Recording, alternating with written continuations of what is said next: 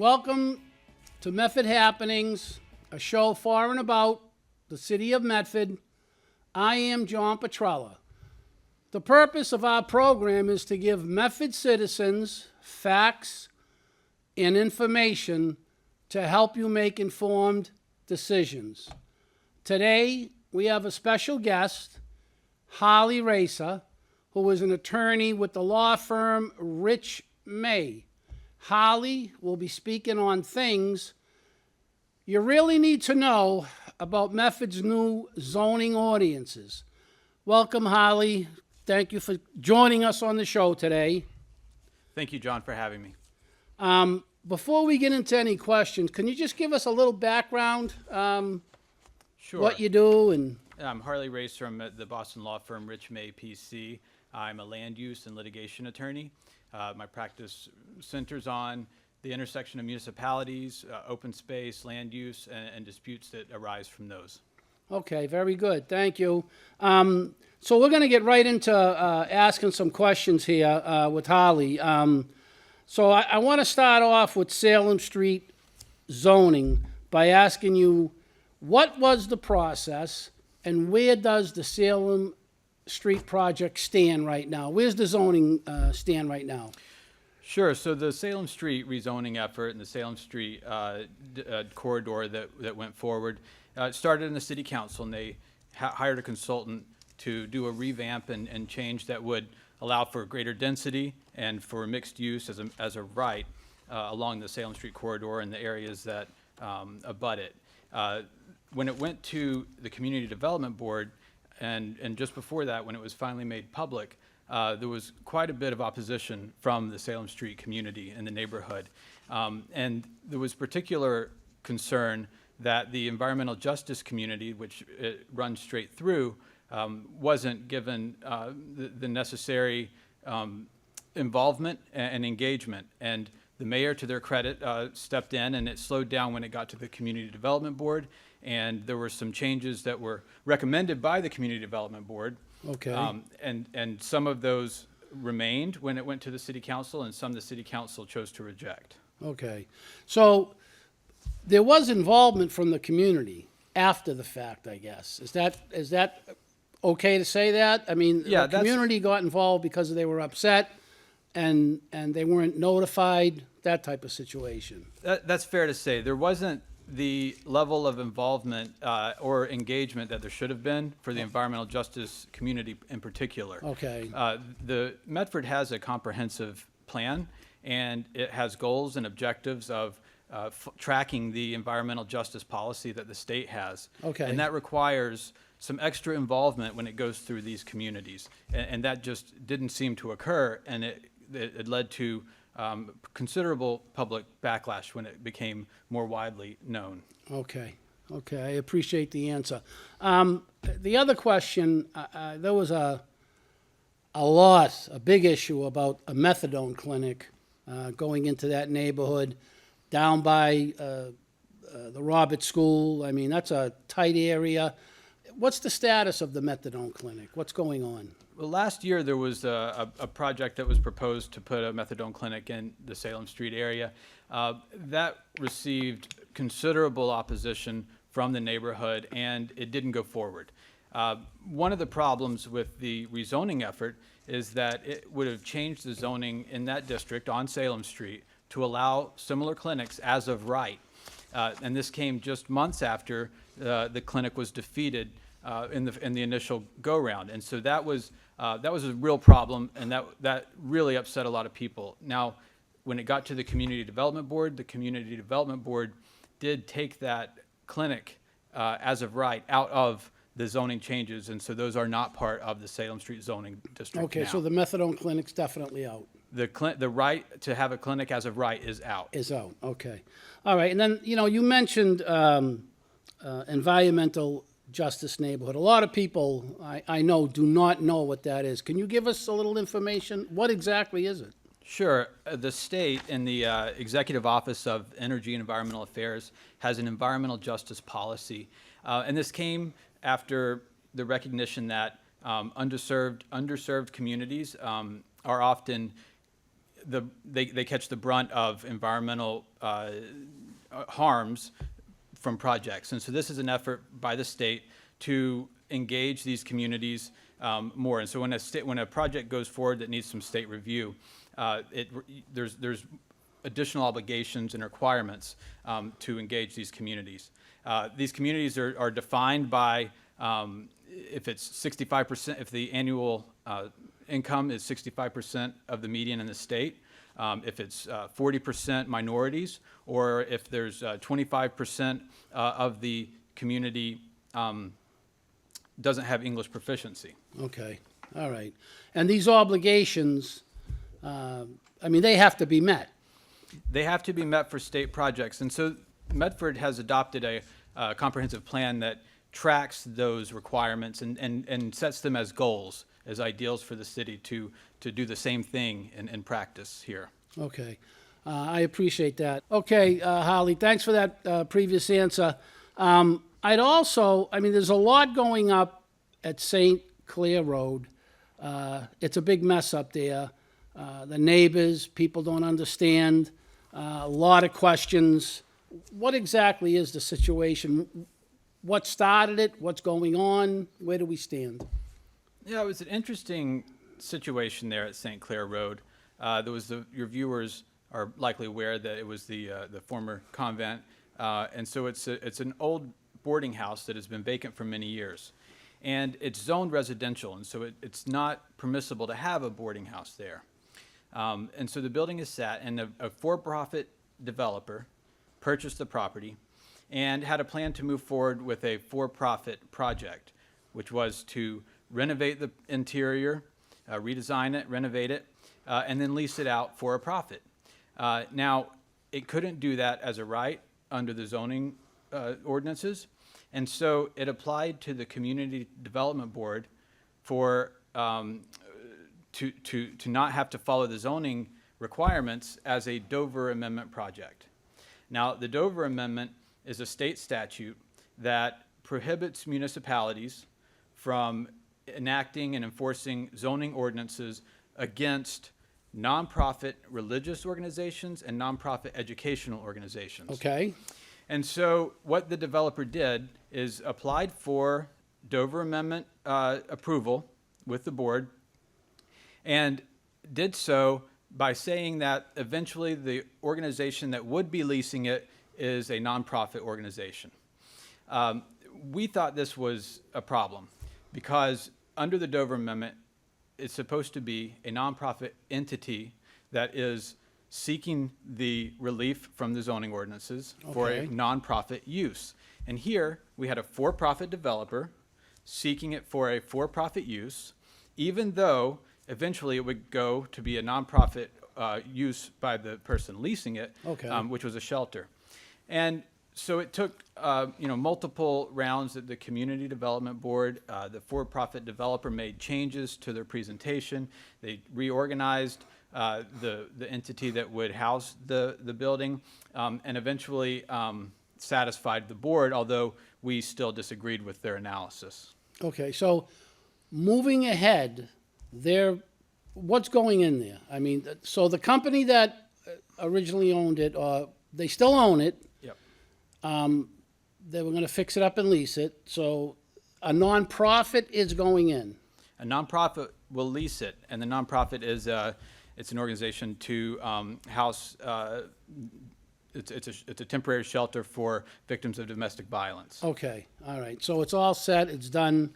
They're going in there. As far as last I saw, yes. Okay, all right, because you never know. Things change, and depending on who the nonprofit is, and we all know how that works out. Another thing in Medford, and this is my observation, the people of our neighborhoods, okay? There's a lot going on. Now we're talking Medford Square, so every part of Medford, basically, with this, I don't know what kind of zoning, if you could label it, what you would call it, but, it seems like people came out talk to the council, talk to the zoning board. I mean, whatever. You saw all the meetings, you hear about them, big discussions, and it's like totally ignored the community. I mean, yeah, a few people want, what's happening, but what is it? What do people do? What's their, like, how do they fight it? How do they try to, I'm not even talking about fighting it, Harley. How do they get people to listen? I mean. Well, it's this isn't unique to Medford, first of all. And what it takes is it takes people showing up.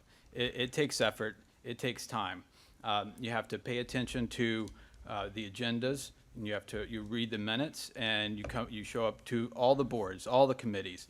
And one thing that really helps is to organize, get together. I've seen it here in Medford, and I've seen it elsewhere.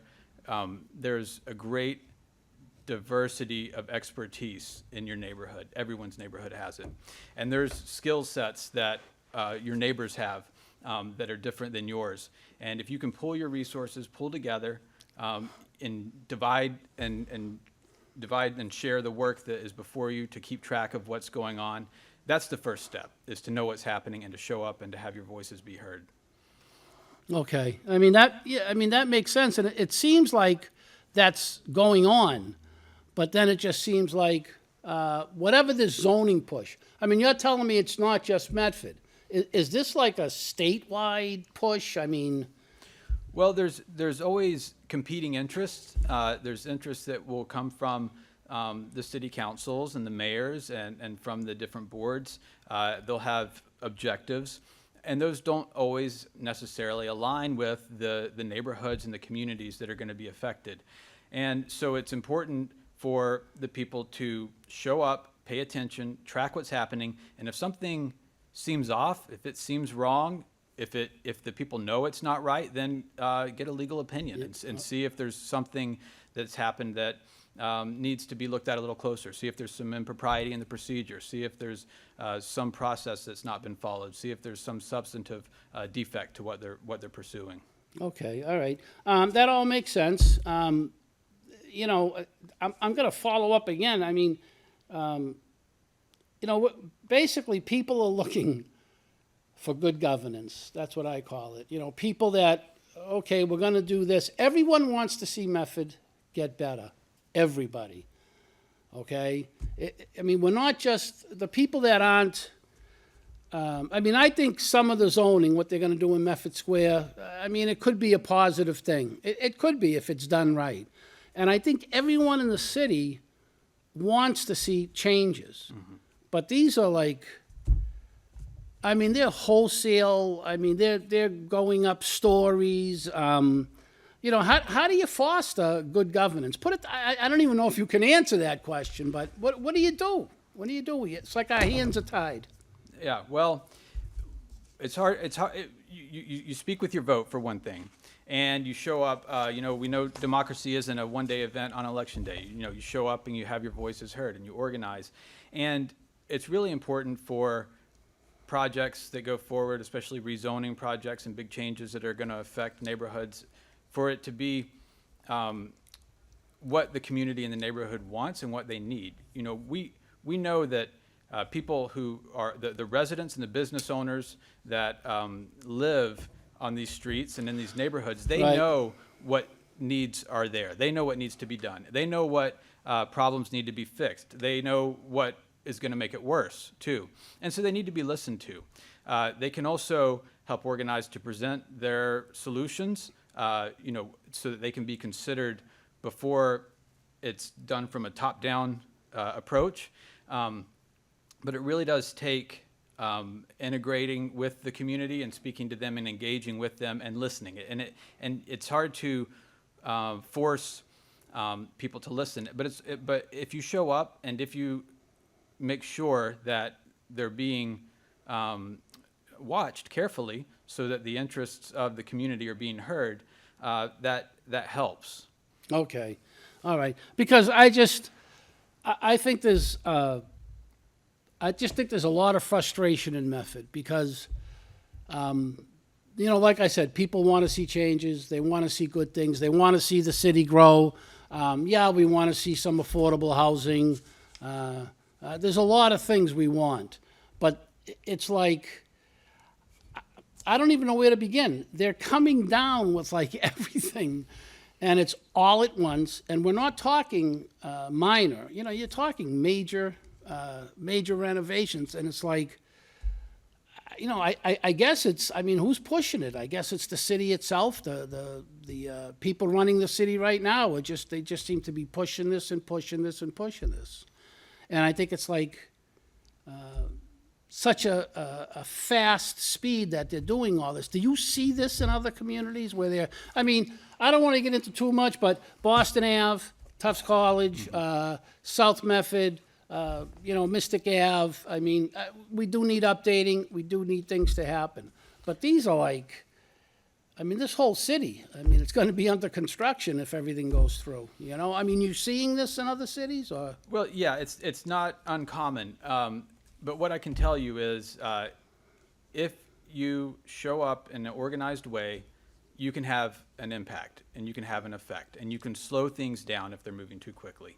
There are ways to make sure that what's being done is being done properly, Right. That corners aren't being cut, that the proper notices are being provided, that the engagement's being done, that all of the procedure is above board. And so those levers that are there are many levers Right. available Yep. to citizens and residents and the community, but it does take effort, and it's not going to happen on its own. So, you know, the levers are there, you pull all the levers and it's just going to happen. Now where do you go? You're not gonna win all the time. Right. Oh, no, I understand. Yeah. You know, but I mean, if there's something that looks bad or Yeah. smells bad, you Yeah. know, get a legal opinion and see if Yeah. it's something that could lead to, you know, some type of action more than just showing up in the meetings. And the way that you find that is by showing up and having the community oversight, the citizen oversight on what the government's, on Right. what your local government's doing. Yeah. See, I look at this all and I don't see, you know, I don't see winners and losers. I see this whole entire city wants things to be better. They want, you know, more money to come into the city. We want more business. You know, we want whatever, you know, more than likely whatever the other city wants. It's just the size. That, I guess that's what's the biggest problem. So, anyhow, I know we're getting on in time here. I want to thank you. You know, before we finish, have you done cases like this where you've been hired by cities or I've been hired by citizen groups, sometimes aligned with cities and sometimes adverse to cities. Okay, Yeah, all and sometimes fighting a project and sometimes supporting a project. Okay, Yeah, all I've seen right. it from both sides. So you have seen it from Yeah. both sides. And this goes on a lot, I take it. It goes on all the time, everywhere. Okay, and it's been going on for a long time. It's not just, Absolutely. it's nothing new.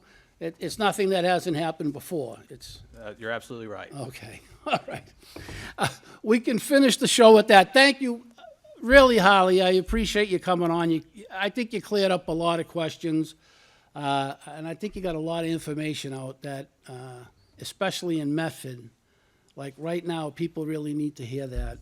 So I want to thank you for joining us today. You know, we're near the end of the show, so thank you so much. We really, really appreciate it. Thank you. I also, as we end the show, I want to take a minute to thank everyone who's been watching the show. Thank you for your feedback. We've gotten a lot of positive and we've gotten negative, and we'll take it all. We'll take any feedback. And if you'd like to share any comments or have any suggestions for a show or appearing on a future show, you can contact us at johnpetrella55@gmail.com. And you will be able to see replays of this show on medfordtv.org, Medford Happenings on YouTube, and also Medford Happenings on Facebook. And from all of us at Medford Happenings, I'm John Petrella. And remember, stay informed. And I'm going to just finish with, I have a funny feeling you're going to be coming, or I'm going to invite you back on the show maybe about 5-6 months up the road because there's so much activity. I'd be happy to be back, and thank you for having me. Thank you for coming. Have a great day, everybody.